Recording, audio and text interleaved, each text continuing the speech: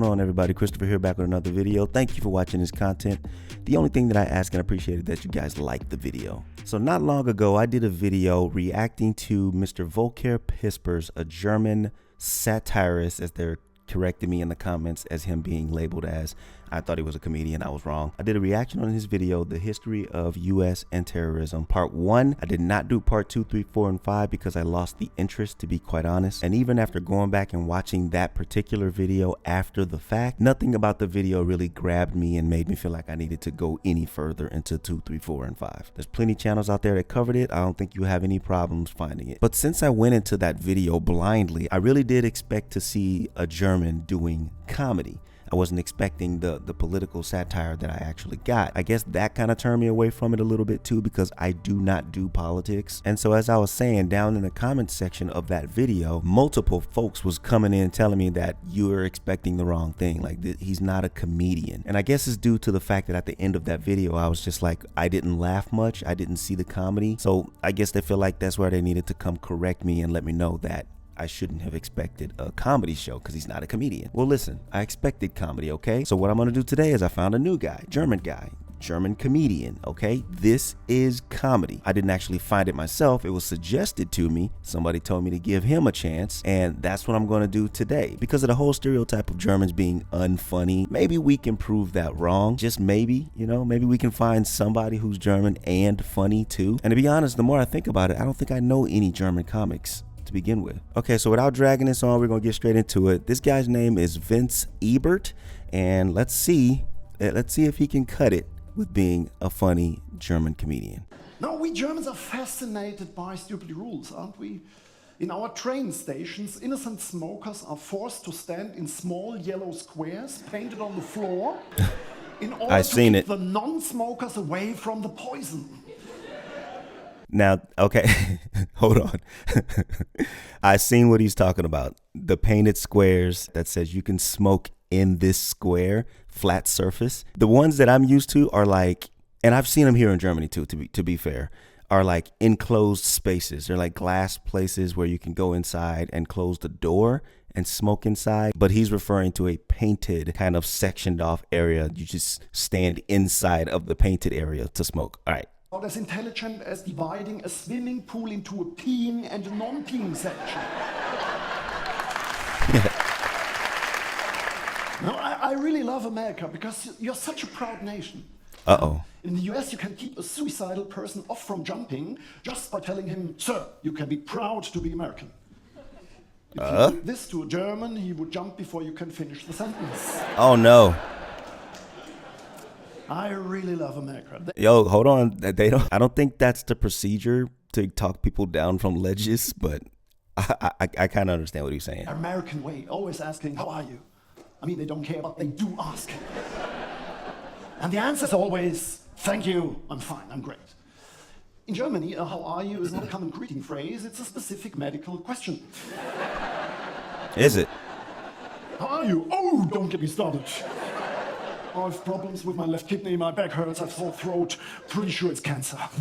I've talked about this in a video or two about the common greeting of "how are you?" The question is optional if you want to answer it directly or not. It's more just expressing a greeting to the person. And I know you can say hi instead, but for a lot of people around the world, it does feel a little more closely intimate to know that someone cares enough to ask you about your well-being. Small talk is not our thing in Germany.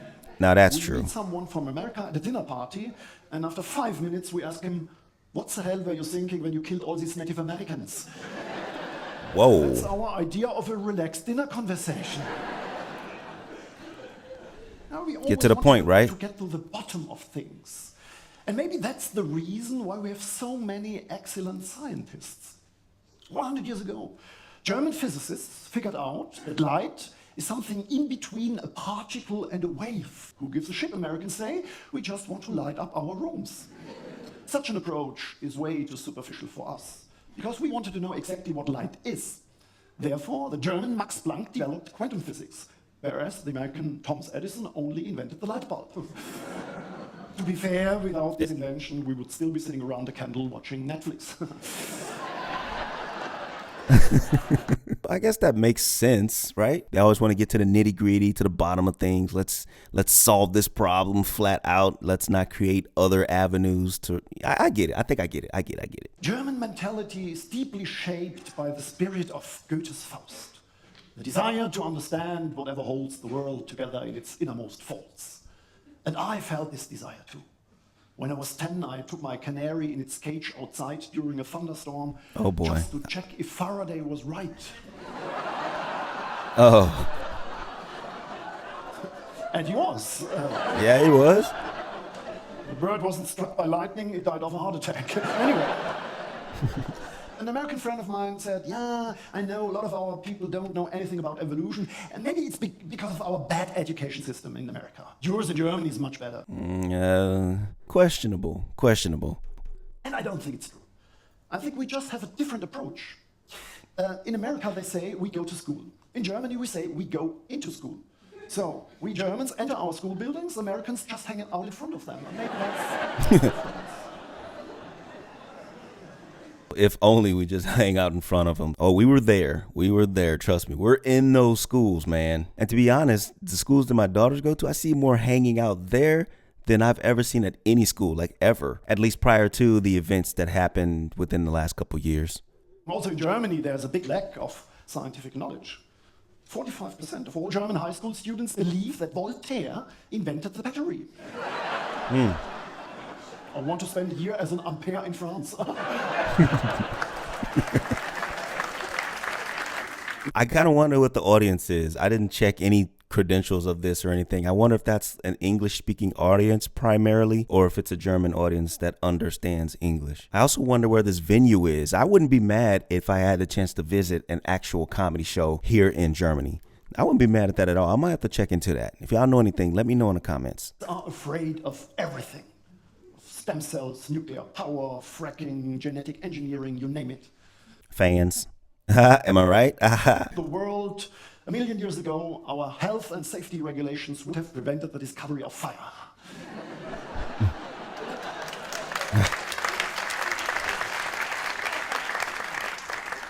We are so full of fear. Before we go on holiday, almost every German takes out a Reiserücktrittsversicherung. What is that? I don't know what that is. Most important insurance in Germany. Okay, gotcha. A travel cancellation Wait, do you? insurance. Almost every German has it. Is that true? Every trip you take out a coverage for that? Wow, I didn't know that. We book an adventure trip to the cannibals in South America, but only with a Reiserücktrittsversicherung. Only with insurance. Otherwise, it would be way too risky. One of the first 3 words German babies learn. Mom, Dad, Reiserücktrittsversicherung. Of course not. Mom and Dad come way later. Yeah. And the 4th word is Fahrvergnügen, joy of driving. And this is very interesting, I think. Driving our cars is probably the only activity we Germans enjoy danger. When an American has a death wish, he strangles a bull's testicles, sits on its back, and tries to ride it for as long as possible. We Germans invented the Autobahn instead. Cars are our holy cows, because it's our constitutional right to go on a family trip in a Volkswagen with the speed of a cruise missile.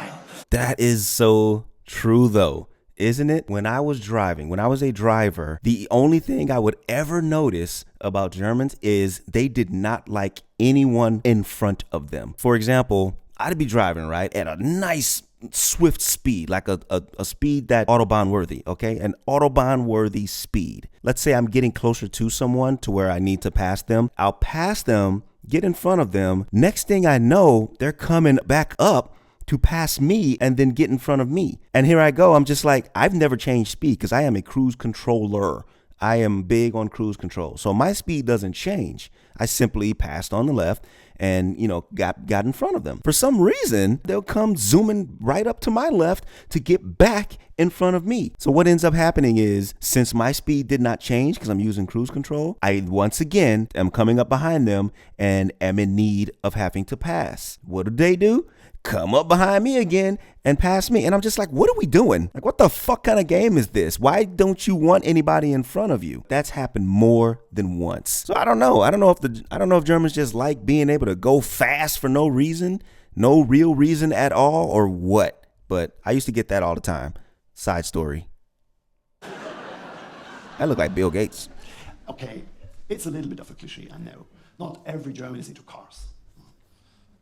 Last year I flew into New York and at the border control, the officer asked me, "So, you're German, what's your favorite car?" And I said, "Sorry, officer, I don't care much for cars." And all of a sudden he looked at me very suspiciously. "You don't have a favorite car, so you can't be German."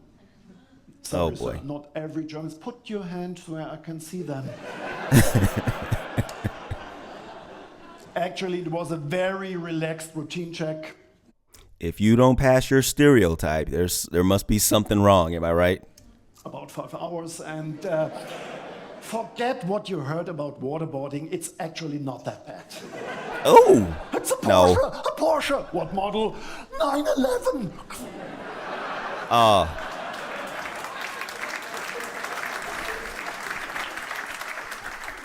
Very nice, Mr. Vince Ebert. That wasn't half bad. I have to look back at the video, but I think I smiled way more than I did with the Volker Pispers, who wasn't a comedian. I get it, but I needed something to make up for that video. I needed something to laugh at, and I think I got a couple laughs out of this one. I'll see if he got some other stuff on here. Vince Ebert wasn't a bad video because I was looking forward to laughing in the other video, and I didn't. So I got my German comedy fix. They can't be funny. No matter what anybody says, they can't be funny. I just seen it myself. I'll talk to you guys in the next video.